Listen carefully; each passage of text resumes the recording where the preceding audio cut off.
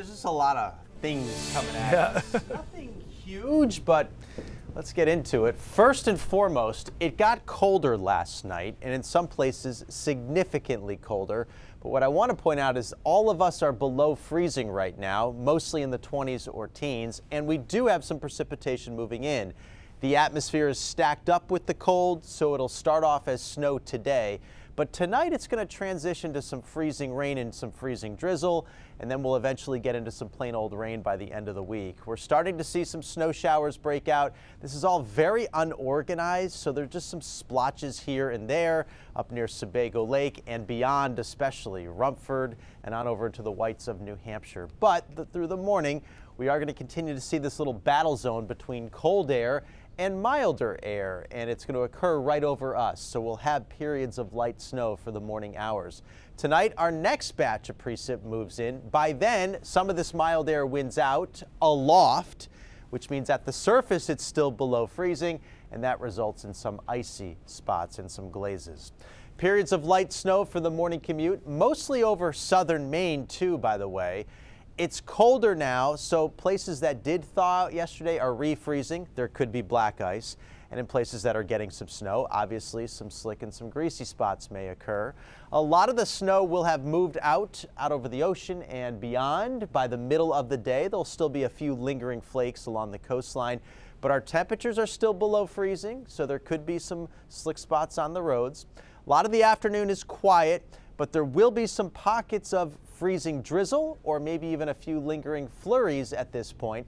Steadier precipitation, though, doesn't move in until after you're home from work. But be alert for some slippery spots through the evening as well. And then we get into this steadier area of rain and freezing rain.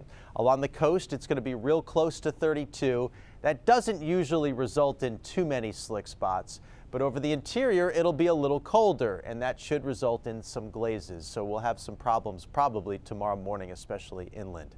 Snow map, not much. A few areas, 1-2 inches, probably on the low end of this 1 to 3. And there could be a coating of snow, Bangor area, with just some flurries across the far north through about midnight tonight.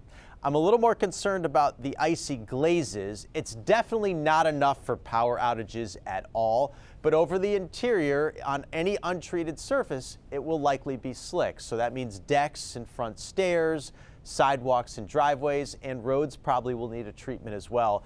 Along the coastline, temperatures are going to be slightly milder, slick spots possible, not likely. So several rounds here over the next few days. First one coming through today, second one tonight, gone by tomorrow morning, but again, some residual problems for the morning commute.